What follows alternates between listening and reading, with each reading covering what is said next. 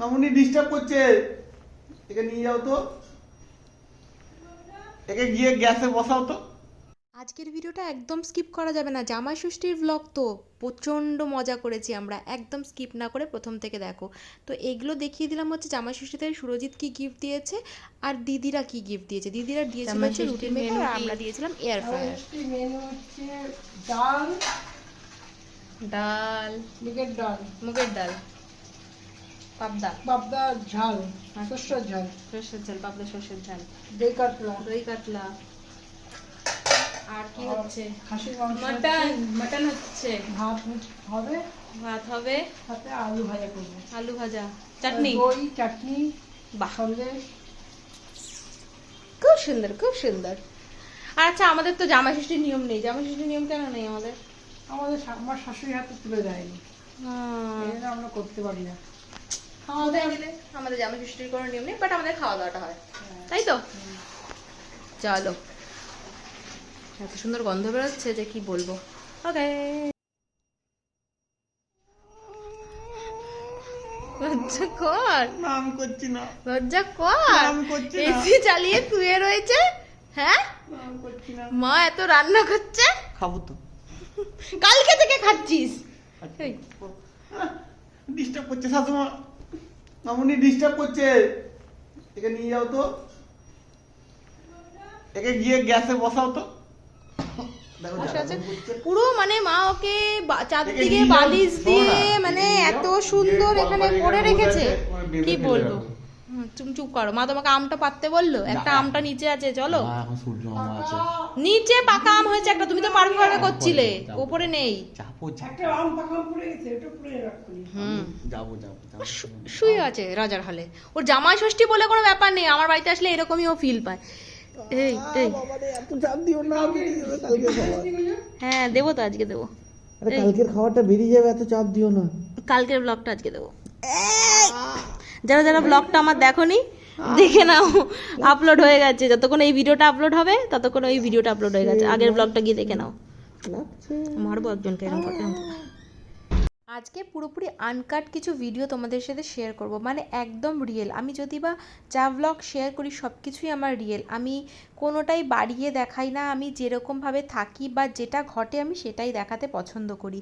আর এখানে তো শুনেই নিয়েছো মা কত সুন্দর সুন্দর মেনু করেছে।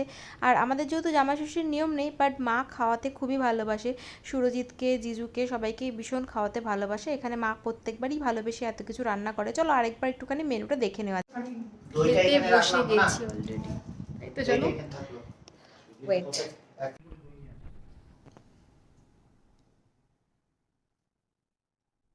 Can you guys imagine? Oh my god!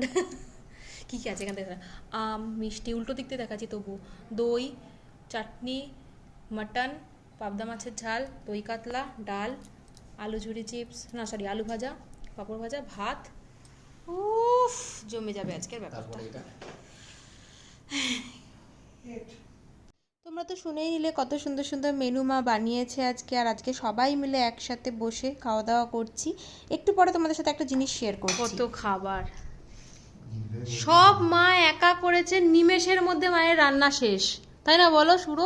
আমরা ঘুম থেকে উঠে নামতে নামতে মায়ের রান্না শেষ, না পাপি? তাই তো? 12:30টার মধ্যে কমপ্লিট।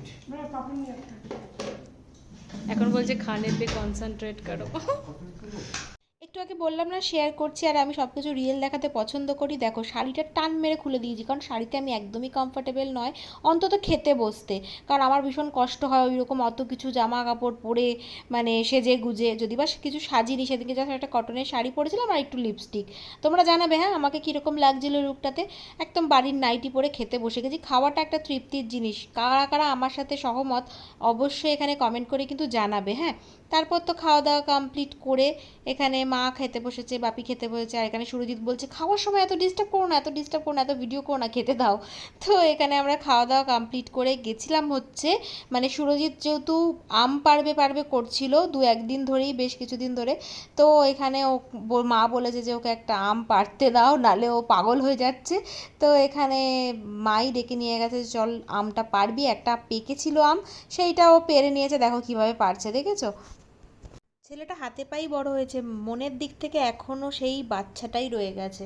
ও ছোটোবেলার থেকে এরকম মাছ ধরা, আম পাড়া এইসবে একদম মাহির। জানো তো, কোনো দিন যদি আমি সুযোগ পাই তোমাদের একটা জিনিস দেখাবো, জলের মধ্যে থেকে জানো তো ও ডুবে মাছ ধরতে পারে। যেহেতু আমাদের বাড়ির সামনে পুকুর রয়েছে, তো যখন আমরা রিলেশনশিপে ছিলাম তখন আমাকে একবার কথাটা বলেছিল, বাট আমি তখন সেরকমভাবে পাত্তা দিইনি কথাটা। একদিন হঠাৎ এরকম আমাকে দেখিয়েছিল যে ওর বাড়ির সামনে থেকে এরকম জলের মধ্যে ডুবে একটা মাছ ধরছে। তখন থেকে আমি ওকে ক্রিস বলি। কখনো যদি সুযোগ হয় অবশ্যই তোমাকে দেখাবো, যদি বা এখন ওর সময় হয় না সেই কারণে। এইটা আমাদের তুলসী তলা, এত মেনটেন করা যায় না। আরেকটা জিনিস দেখায়, গন্ধটা দেখো খালি। হ্যাঁ হ্যাঁ, তো হিমসাগর তো, গন্ধ হবে না।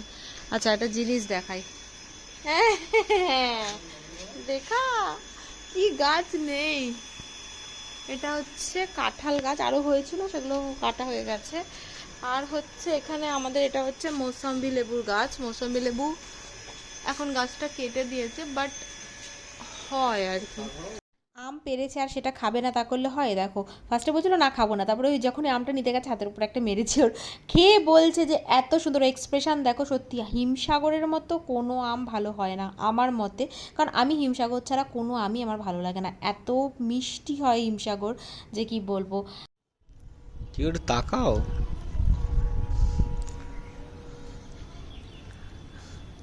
দুপুরে খাবারটা কোথায় গেল? দুপুরে এত খাবার ছিল, মাংস দিয়ে ভাতটা ভালো করে খেতে পারিনি। আর কি না প্রকৃতি দেখতে দেখতে খাবে, প্রকৃতি দেখতে দেখতে খাচ্ছে মেয়েটা। তুমিও খাবে বলেছো? আমি তো এখনো খাইনি, না পরে খাবো।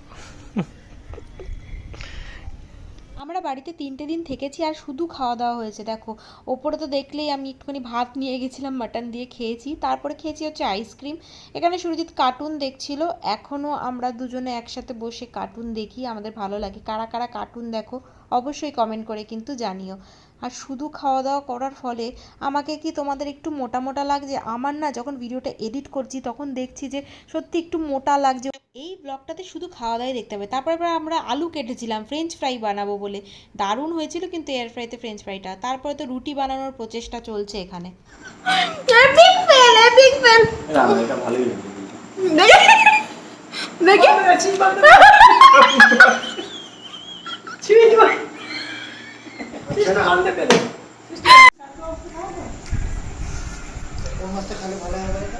বলেছি না খাওয়ার সময় ডিস্টার্ব না।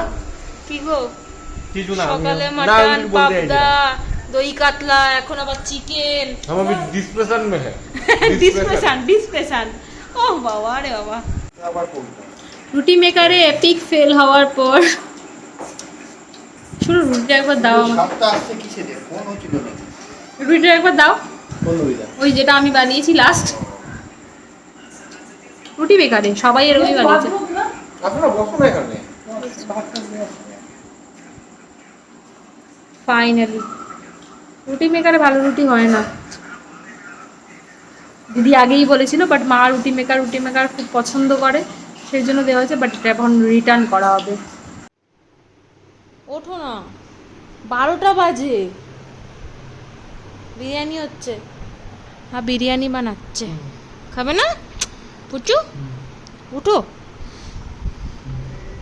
ওঠ। 12টা বাজে, 12টা। বিছানা তুলবো, ওঠো।